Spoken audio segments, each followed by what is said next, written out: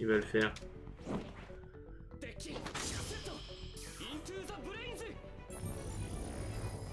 C'est trop stylé ça par contre. Oh, en rouge et tout.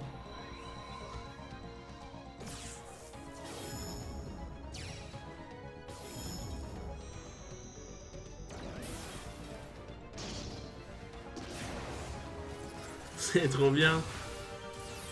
Ce petit recyclage.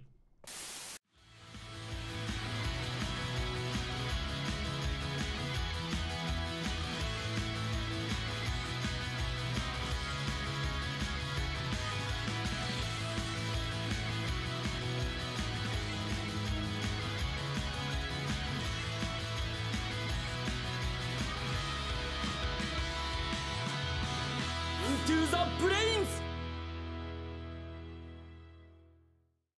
Et yo les gens, c'est J, on se retrouve pour la review de l'épisode 69 de Vrain cette semaine, un épisode qui était très cool, très beau surtout, avec mine de rien j'ai pas mal de choses à en dire et j'ai peur que la review soit un peu longue, donc on va pas perdre plus de temps, on va y aller tout de suite parce qu'il y a encore une fois beaucoup de choses que je souhaite évoquer. Donc premièrement la question que personnellement en tout cas je me posais depuis la semaine dernière, c'était la question pour moi la plus importante, c'était pas sur ce qui arrive ou quoi que ce soit, c'était déjà comment est-ce que Revolver a fait pour savoir le plan des Ignis et leur localisation surtout. Et en fait c'est expliqué dès le début de l'épisode. Alors il ne sait rien de leur plan, en vérité il s'en fout, il veut juste les tuer. Ça d'ailleurs on y reviendra un peu plus tard, je trouvais ça un petit peu facile, mais bon voilà. Et en fait, apparemment, alors quand je dis il, je parle de lui et des Anoïs, hein, en général. Donc on va mettre les Anoïs tous dans le même sac, y compris Revolver leur chef. Ils surveillent constamment en fait le réseau et c'est comme ça qu'ils ont trouvé cet endroit, tout simplement. C'est la seule explication que donne Revolver. C'est un peu facile, mais on accepte. Voilà, c'est pas grave. J'aurais aimé un truc un peu plus détaillé, mais faut avouer qu'en soi ça fait sens. Donc j'ai pas grand chose à dire si ce n'est que c'est facile en fait. C'est un peu un argument facile quand même. Vous me direz ce que vous en pensez d'ailleurs. Est-ce que vous attendiez à comment dire, un argument un peu plus gros, plus conséquent, ou est-ce que pour vous ça vous suffit et tout? Je vais être franc, je trouve ça facile, mais d'un autre côté oui ça me suffit parce que voilà comment dire, c'est quelque chose de logique en soi et voilà, je m'attendais à plus, mais je ne suis pas forcément déçu. Voilà, tout simplement. Alors on va parler de la partie duel donc qui à mon sens en revoyant l'épisode, enfin alors déjà j'avais déjà ce sentiment en le voyant mais en le revoyant encore plus pardon, j'ai trouvé le duel extrêmement situationnel et beaucoup trop pour moi en fait. C'est-à-dire que franchement en y repensant j'ai pas aimé. J'ai bien aimé entre guillemets les échanges qu'il y a eu etc. Mais mon dieu qu'est-ce que le duel est situationnel. J'ai rarement vu ça dans le Yu-Gi-Oh, même dans l'animé hein. Mais c'est assez incroyable. En tout cas j'ai l'impression qu'on a rarement fait autant situationnel parce que le duel commence, Revolver pose deux cartes qui comme par hasard se font détruire et qui ont dont l'une des deux a un effet qui s'active quand les deux sont détruites, pas l'une des deux mais quand deux sont détruites, elle peut ramener l'autre carte piège qui a été détruite. Enfin voilà, tu vois, c'est déjà ça, c'est assez chaud. Ensuite, il y a Windy qui peut les détruire justement. Il a un deck spécialement fait anti-piège et tout, ce que je trouvais assez sympa d'ailleurs. Mais bon, voilà. Il a un deck spécialement fait anti-piège pour contrer Revolver. Et en plus, il a une magie de terrain qui fait qu'il peut annuler les effets du Barrel Load, qui a un timing très particulier, qui fait qu'il peut annuler pile ce timing-là. Et qu'en plus, il peut reprendre un effet ou je ne sais pas quoi et tout. Enfin, c'est quand même beaucoup trop les gars, faut faire gaffe au niveau des scénaristes et tout, c'est un petit peu tendu. Alors c'est beau, attention hein, je ne dis pas que c'est des échanges encore une fois qui m'ont fait plaisir à voir. Je me suis dit putain c'est cool, il y a du level et tout, c'est counter team sur counter team, mais mon dieu la situation elle est totalement là et elle est même à mon sens encore une fois bien trop présente et voilà, vous me direz également ce que vous en avez pensé parce que je sais qu'il y a beaucoup de gens qui regardent mes reviews qui sont des joueurs, donc si jamais vous avez vu cet épisode, dites-moi ce que vous en avez pensé. Est-ce que vous pensez que c'était un petit peu chaud ou pas plus que ça? Moi franchement ça m'a un petit peu, je dirais pas que ça m'a sorti de l'épisode non plus quoi, faut pas déconner, mais j'ai trouvé ça que c'était un peu too much quand même, voilà. Ah, pas mal. C'est fort ça en vrai. Ouah, cylindre magique, mais non. Putain, mais... On l'avait dit qu'il y serait, cylindre magique. Quelle angoisse. バトルの時相手モンスターの攻撃を無効にしその攻撃 Putain, mais quel génie, Revolver. トラップ Mais ça n'empêche que à côté de ça, il y a quand même eu le climax de l'épisode, à savoir après Force Miroir, voici Cylindre Magique. Et ça, les gars, je sais pas si vous vous souvenez, parce que même moi je me souviens plus à quelle review j'en avais parlé, mais je sais que je l'ai dit et je le savais. Je l'avais dit, je l'avais prédit que Cylindre Magique allait arriver. Alors je sais plus, je crois que c'était la semaine dernière, quelqu'un comment dire, m'avait comparé à un oracle parce que j'avais deviné ce qui allait se passer dans Vrains, etc. Un peu à la manière du chef Otaku pour Dragon Ball Super. Ça m'a fait marrer, mais ça m'a fait plaisir. Et là, on peut quelque part le dire. Bon, j'ai deviné Cylindre Magique environ 3 mois, voire même plus. Attends, parce que oui, ça fait plus que 3 mois.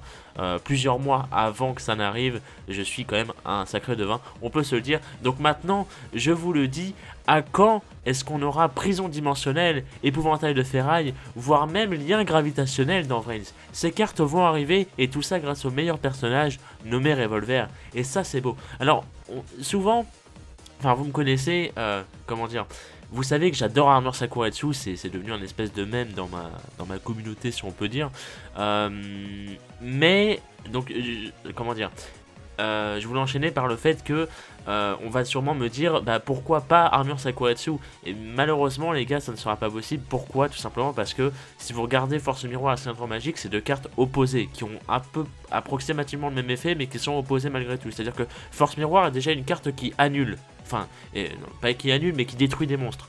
Cylindre Magique ça renvoie l'attaque, tu vois, donc on peut pas prendre Armure Sakuretsu qui détruit un monstre, ça serait Force Miroir en moins bien, ça n'aurait pas de sens. J'aimerais beaucoup, attention, mais je pense pas qu'on le verrait, mais je pense qu'il y aura une troisième carte, et Prison Dimensionnelle qui retire du terrain, ça peut être cool, enfin qui retire du jeu, Épouvantail de ferraille qui ne fait que annuler une attaque, j'y crois moyen mais j'ai envie d'y croire, et lien gravitationnel. Je me dis d'un côté ça serait un peu inutile parce qu'on joue avec des links donc ils n'ont pas de niveau, donc voilà pourquoi j'ai pensé plus à prison dimensionnelle, parce que il aurait une carte qui détruit, une carte qui renvoie, une carte qui retire tout simplement, enfin qui bannit en l'occurrence. Donc voilà, j'ai pensé à prison dimensionnelle, vous me direz ce que vous en pensez également, mais j'ai trouvé ça assez sympa et j'ai hâte de voir, je le dis ouvertement, d'ici l'épisode je ne sais pas, peut-être épisode 100, un truc comme ça, on aura une prison dimensionnelle jouée par Revolver ou par quelqu'un d'autre, attention, Revolver n'est peut-être pas le seul qui nous réserve des petites surprises comme ça, mais en tout cas voilà, je le dis, on aura une carte qui, alors, je pense qu'il va retirer du jeu, voilà, qui va bannir. 過去にとらわれているだけでは未来を描くことはできない。過去に縛られた復讐者 Ouais. の言葉とも思えない。 On va maintenant parler des fameuses morales de Yusaku à l'encontre de Ryoken. Alors, j'ai trouvé ça assez marrant, parce que, comme c'est dit dans l'épisode, enfin comme c'est bien montré en tout cas dans l'épisode, c'est clairement pas le mieux placé pour ça. Mais il reste lucide sur le coup, là où justement Ryoken était un peu moins lucide, et on en avait déjà parlé je crois, je sais que Dorian d'ailleurs, que j'embrasse évidemment, pense la même chose que moi, à savoir que Ryoken, le fait qu'il reste comme ça sur ses positions, c'est une mauvaise chose. Enfin moi en tout cas je suis vraiment pas fan, parce que, comment dire, parce qu'en fait Ryoken est pour moi vous le savez, alors pas le seul perso qui évolue dans la saison 1, mais celui qui vraiment évolue largement le plus comparé aux autres. Et je trouvais ça très beau de voir son évolution à Ryoken, et le fait que là dans cette saison 2 il stagne, il régresse pas mais il stagne, dans le sens où il garde vraiment son idéal, et on s'est dit justement il se barre, il fait une pause et tout, il fait un break, c'est pour justement revenir avec de nouvelles idées et pas garder les idées de son père. Donc c'est vrai que c'est chiant en fait de voir Ryoken comme ça. D'un côté je me dis c'est pas une mauvaise chose, parce que c'est normal, tu vois, c'est normal qu'il veuille suivre la volonté de son père, surtout quand celui-ci est mort, enfin, c'est normal, tu vois, tu vas pas forcément, surtout quand c'est toute ta vie, c'est la vie de ton père également, donc ça fait sens, attention, mais c'est vrai que j'aurais aimé autre chose, surtout que là en plus il y a une espèce d'opposition, il y a une espèce d'autre clan qui se forme, c'est-à-dire qu'il n'y a vraiment pas Ryoken qui va s'associer à Yusaku, etc., et en tout cas pour l'instant, hein, Je sais que ça va venir par la suite, pardon, mais voilà, en tout cas là c'est pas le cas, ça me gêne un peu parce que j'ai l'impression vraiment que ça stagne plus que ça n'avance du côté de Ryoken, et j'aime pas beaucoup ça, mais après voilà, c'est pas extrêmement gênant, encore une fois, c'est quelque chose que je pardonne parce que, bah, mine de rien, c'est assez logique, encore une fois, pour le personnage de Ryoken, parce que, comme je viens de vous le dire, ça fait sens avec le, comment dire, avec le background des persos, c'est-à-dire que Ryoken, voilà, il est dévoué à son père toute sa vie c'était les Ignis et tout, son plan était même de les tuer, donc au final, voilà, tu vois, Ryoken va suivre cette voie, c'est facile, et c'est un peu dommage, parce que justement, nous, enfin, ce qui est dommage, c'est la construction, parce qu'on nous montrait vraiment Ryoken qui allait prendre son envol, prendre sa propre voie justement, et justement Yusaku utilise des mots justes parce qu'il redit ces trucs là, à savoir ouvre tes yeux pour te construire ta propre voie, et c'est très très beau de la part de Yusaku d'ailleurs, même si bon, encore une fois c'est pas le mieux placé, surtout que ça m'avait fait marrer parce que Yusaku était là en mode regarde moi j'ai changé et tout, et j'étais là en mode ah bon, première nouvelle, parce que bon Yusaku il a changé, d'accord, tu vois, il est plus focus sur sa vengeance et tout, mais ça n'empêche que tu vois il s'est pas encore ouvert aux autres ou quoi que ce soit. Bon après ça c'est différent, hein. Encore une fois c'est quelque chose de bien différent, donc je ne vais pas rentrer là-dedans, mais c'est quelque chose qui évoluera en parallèle et qui n'a pas sa place, enfin qui n'a pas sa place en tout cas dans ces dires de j'ai évolué dans le cas présent, mais voilà. En tout cas voilà, vous savez mon avis pour Ryoken parce que c'était assez mitigé dans le sens où je trouve ça cohérent et en même temps ça me gêne, voilà. Donc vous me direz c'est pareil ce que vous en pensez. Mais voilà, vous avez mon avis sur la chose globale, ça va, c'était pas non plus catastrophique, hein, bien loin de là, au contraire c'était assez, surtout que Ryoken le dit avec beaucoup d'assurance, c'est ces mots que je trouve un peu mal choisis parce que je les trouve un peu trop faciles en fait, c'est littéralement je veux suivre mon père, tu vois, et t'es là en mode d'accord, donc t'as fait un break juste parce que t'as perdu comme un rageux, donc en fait c'est chiant. Tu vois, enfin, c'est la construction vraiment que j'ai vraiment du mal, je la trouve un peu mal amenée, mais bon, en soi, voilà, c'est pas grave, et puis on sait que Ryoken, de toute façon, va faire un face turn tôt ou tard. Et pour finir, Soulburner qui arrive du coup dans le monde des Ignis, on va en parler parce qu'il y a peut-être des choses à prévoir avec ceci. Donc il arrive dans le monde des Ignis artificiels évidemment.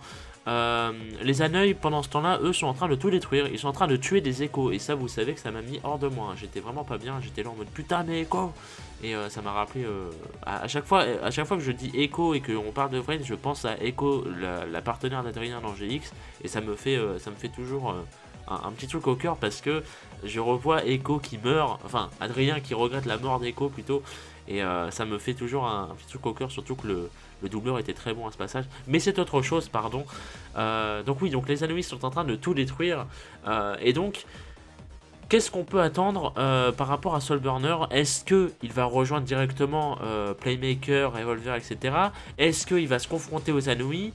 Est-ce que tout simplement autre chose? Est-ce que Flame va le trahir? Parce qu'apparemment il y a des rumeurs comme quoi Flame pourrait être un traître, surtout qu'il croit en Windy, donc c'est un peu, voilà, il y a des choses un peu qui se passent avec lui. On sent que Soulburner va réavoir de l'intérêt dans très peu de temps, donc voilà. Donc qu'est-ce qu'on peut attendre tout simplement?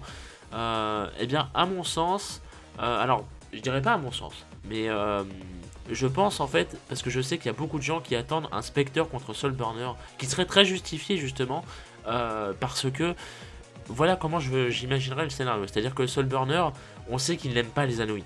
On sait, il a justement rejoint Playmaker pour vouloir combattre les Anouis, après qu'il soit soi-disant mort, tu vois, donc le fait qu'il les revoie, lui il est pas au courant, tu vois, que Ryoken manigance quelque chose, qui va revenir, etc. Donc, enfin, tu me diras, Yusaku non plus il était pas au courant, mais bon en l'occurrence voilà, Soulburner du coup verrait les Anouis, et il pèterait un câble, tu vois, il aurait envie de les tuer, tout ça, ça pourrait être assez normal. En fait, Soulburner redeviendrait le Takeru d'autrefois, tu vois. Et ça serait très beau à voir, ça pourrait être très beau à voir. Et justement, qu'est-ce qui serait mieux que de l'opposer à Spectre? Parce que Spectre, tout simplement, tu vois, il serait là en mode, bah, les autres Chevaliers d'Anouï, tu vois, c'est ça le truc, c'est que dans les Chevaliers d'Anouï, il y a 3 rangs. T'as comment ils appellent ça déjà, les commandants? Non, si, les commandants, non? Bah, enfin, il y a les Chevaliers d'Anouï qui sont vraiment le bas du panier, enfin, tu sais, les sbires.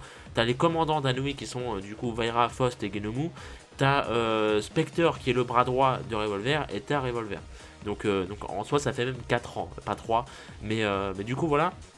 Donc on peut s'imaginer que Spectre va lui dire, enfin va dire aux autres, occupez-vous de continuer le boulot et tout, moi je m'occupe de Soulburner, et donc on aurait le Spectre contre Soulburner avec les deux visions pareil opposées, Spectre qui a pris un malin plaisir, et Soulburner qui lui pareil a été traumatisé de l'événement, ça a ruiné sa vie, etc. Un peu comme Yusaku. Alors sur le papier c'est très bon, enfin non justement sur le papier c'est moyen parce que on va se dire Spectre Soulburner ça va faire exactement un remake de Spectre Yusaku et enfin Playmaker vous m'avez compris, et sur le papier c'est pas génial parce que tu te dis la vision les visions opposées vont être exactement les mêmes, tu vois, sauf que Soulburner va être un peu plus hargneux, tu vois, enfin je pense, c'est ça qui pourrait être intéressant. Là où Spectre pourrait littéralement se foutre de sa gueule, ça serait du génie à voir, j'adorais, enfin Yuki Kaji contre Spectre, je signe direct, il n'y a aucune embrouille, mais par contre ce qui pourrait être bien c'est justement dans la forme que ça prend, c'est à dire que sur le papier ça peut être un petit peu redondant, un petit peu même inintéressant pour certains, mais par contre sur la forme ça peut être très mal amené comme je viens de vous le dire, à savoir Soulburner qui vraiment prendrait sa part de Takeru, qui vraiment serait énervé contre Spectre, qui se foutrait de sa gueule. En termes de storytelling, ça serait excellent, ça serait un très bon duel. Alors après, en termes de duel pur, ça serait un petit peu moyen. J'aimerais pas qu'il se termine d'ailleurs, c'est-à-dire j'aimerais bien qu'il commence, j'aimerais bien qu'on ait une opposition, mais j'aimerais pas qu'il se termine parce que une défaite de Soulburner c'est pas envisageable face à Spectre, on va pas se mentir, et en même temps une autre défaite de Spectre ça ferait un peu mal pour le perso. Donc ouais, voilà, je serais un peu... on peut peut-être voir que Ars pourrait intervenir à ce moment-là, peut-être. On ne sait pas, bien évidemment. On ne sait même pas si le duel aura lieu. Donc voilà, je ne fais que théoriser, attention. Je vous le dis, ce n'est pas des spoilers ou quoi, je ne fais que théoriser. Mais voilà comment je verrais la chose et que j'aimerais que ça se passe. Dites-moi du coup, vous, votre scénario, comment dire, que vous aimeriez voir. En tout cas, on parle bien évidemment de Soulburner et des Anoui. Enfin, en l'occurrence de Soulburner. Est-ce que vous pensez qu'il va rejoindre les héros? Est-ce que vous pensez qu'il aurait peut-être une petite confrontation, même une interlocution peut-être avec les Anoui? Est-ce que, voilà, comment vous imaginez la chose en tout cas pour lui, parce qu'on sait qu'il arrive dans Vrains, enfin en tout cas dans le monde des Ignis artificiels, mais on ne sait pas ce qui va se passer. Et justement, comment dire, la scène dans l'épisode est tournée en mode qu'est-ce qui va se passer pour Soulburner, tu vois. Et c'est ça que je trouve assez intéressant. Et donc voilà, c'est comme ça que je souhaite terminer ma review. Dites-moi vos petits avis. Et donc la preview nous montre que du coup le prochain épisode sera centré sur le duel qui va continuer. L'épisode, contrairement à cette semaine, qui était un épisode très très beau, que apparemment c'était Gilbo, j'ai pas du tout fait gaffe. Hein. Pour le coup, je suis désolé, j'ai pas reconnu les effets d'ombre ni rien, mais l'épisode était beau. Et par contre l'épisode de la semaine prochaine s'annonce assez moche. Il a pas l'air normal, il a plus l'air moche que normal, mais bon, on verra ça la semaine prochaine. Si ce n'est les faces de Windy qui ont l'air assez stylés, mais voilà. Donc on sait rien d'autre, on sait juste que le duel va continuer et que le titre nous tease une synchro. Voilà, enfin il n'y a pas que le titre qui nous tease une synchro, apparemment elles sont confirmées, donc voilà, c'était la partie spoiler, merci à tous, rendez-vous à la semaine prochaine où j'aurai justement beaucoup de choses à dire sur les synchros. Ça va prendre pas mal de temps et ça va faire jaser, comme on dit. Merci à tous, rendez-vous la semaine prochaine, dites-moi vos avis et des bisous.